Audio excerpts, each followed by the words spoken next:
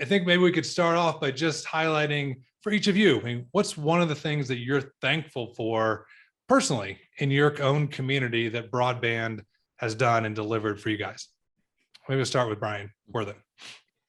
I think that's a great question, because there were a number of years in building broadband where people really didn't understand what we did, right? Mm-hmm.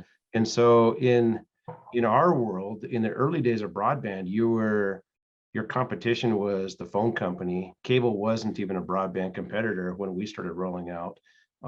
And so we've gone through all those years of being a prophet in our own community, right? Where you're a little bit appreciated the next community over. The sentiment as of late, especially in this environment over the last year and a half, is this is so essential, and now everybody understands it, right? So people would catch me at Walmart and say, "Hey, my wireless printer is not working 3 years ago," and now they say my kid can go to online school, or we're having college classes online. So they actually truly understand.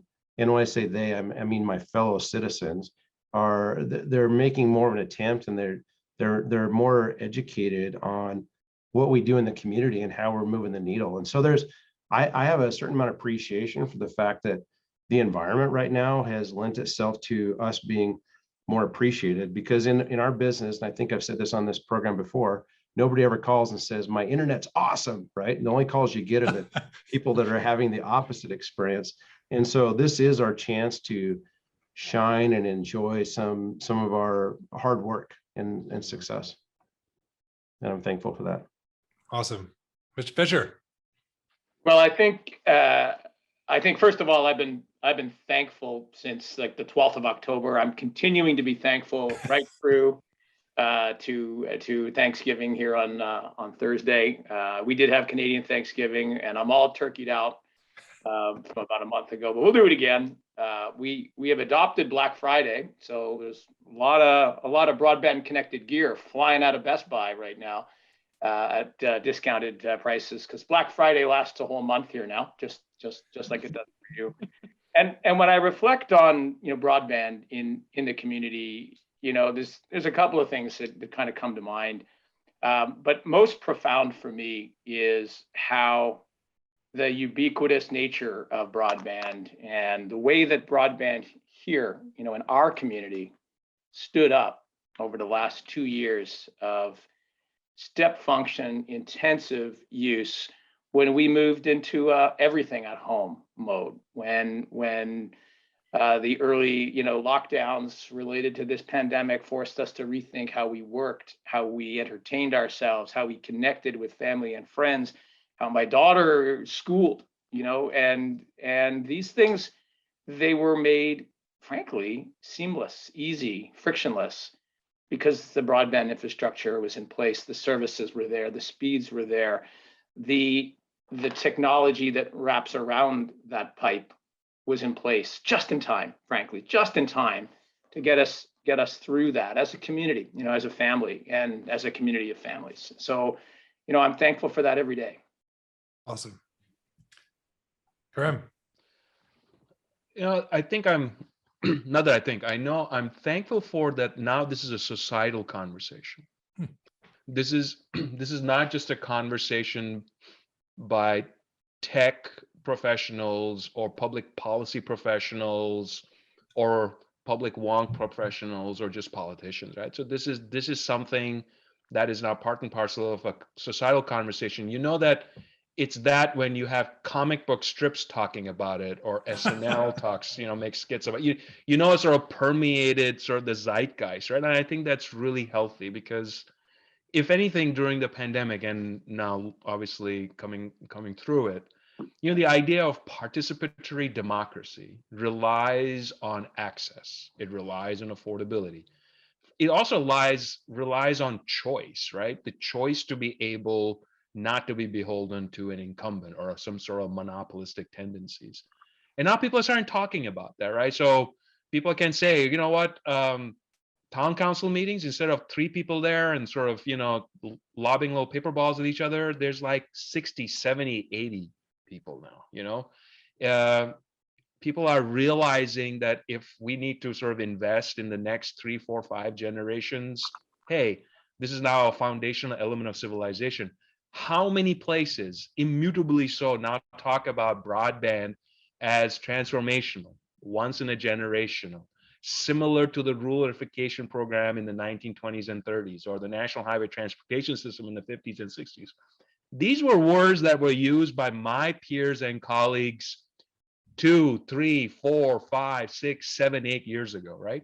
And now it's part of the vernacular. Everybody says it. So I am thankful for that, because in some ways, when you have that congealing of intent and focus, the 65 billion that comes down at least has a place to rest on. And at least there is a chance, a good chance, that with expertise and everything else, it can get channeled in the appropriate direction. So I'm just thankful for that. But with the thankfulness comes this sort of realization of what there are many that do not have that. And I think that's at least my oxygen, that I feel a financial fiduciary and ethical moral obligation that you need to get this to everybody. And anything short of that is frankly a travesty. I mean, you got to be able to do that. And so these broader discussions of economic divides and economic wealth and generational wealth, I think now people are understanding how infrastructure, not just roads, not just bridges, not just water treatment systems, now actually these things that go over underground on the aerial, poles, how much they really matter. And I just like that. I think people are now really sensitive about these things, which is good, because now they ask really hard questions, which is great. Yeah, it used to be the only people that knew that Newton's telecom dictionary, all the things in it, were the people on this call. Now, some of those acronyms are more broadly known. Right. It exists. All right, Mr. Hollister, what are you thankful for? I think it's the same theme, but first and foremost, it's great that my family, both extended and near family, knows what the heck I do. Knows that I'm not the guy that you call when your computer's broken. We're doing something that's much more impactful, and we've been doing this for a long time, and it's great that this is it's like the common language, right? Organizations do a lot of work to have a common language, just even within your own organization, to be successful in talking to each other. This is such a big issue for all of North America that it takes all of us to pull this off, and there's no way that it's going to happen without everyone being just some level of common understanding of what the problem is and what we need to do to solve it, right? And that's happening. I mean, everyone knows what we do. When you say the word broadband, a lot of people probably still don't really understand exactly what it is or how it's delivered, but they understand the need, and they understand the need whether they've had it or they don't have it. Because not having it in the past may have been just part of the digital divide, like in an inner city, and not being wealthy enough just to simply have connectivity, and just having that go on for so long. But then now, as those same potential adults had children coming home that needed connectivity to still be part of society, then it really became noticeable, right? And that all levels, all income levels, all ages understand the problem, and in order to fix the problem, we've all got to understand the problem. In the US, we'll talk about it more, obviously. The $60+ billion bill is absolutely mesmerizing, and in fact, it probably still won't completely close the divide, as we know, just because our country is so large, and to connect all these people. But it's such an amazing step forward, right? I mean, it is once in a lifetime. And there's been so many great things that's happened in our industry, for the last several decades. But nothing is probably more impactful than what's to come in the next decade. So I'm thankful that we're all on the same, sheet of music now. We understand the issue. Even we can start throwing out acronyms more often, in common conversation, right? And for me, Kerm talked about choice. When this started, I'm lucky. I'm in Denver, Colorado. I didn't mention that earlier, but I'm lucky that I do have choice as a consumer at my home. And in the beginning, I had a cable connection that advertised hundreds and hundreds and hundreds of megabits. downstream.